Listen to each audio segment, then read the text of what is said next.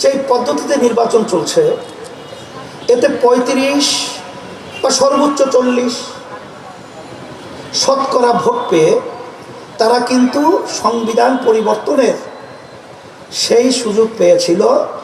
আর ৬৫-৬০% লোকের কোনো গুরুত্বই এই বর্তমান পদ্ধতিতে আগের যে নির্বাচন হয়েছে দেওয়া হতো না এবং তাদের মতামতের কোনো গুরুত্ব ছিল না। শিক্ষিত মহলের অনেকে আমরা লক্ষ্য করেছি, আপনারা দল করেন, দলের দিকে তাকিয়ে কথা বলেন।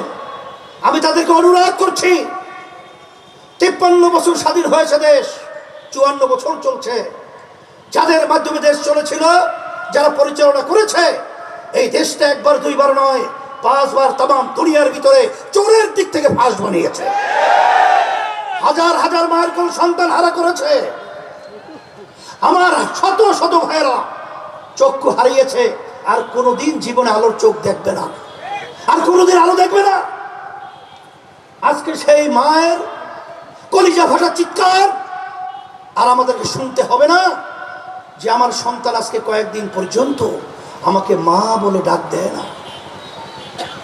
আর কতদিন এই অবস্থান চলবে?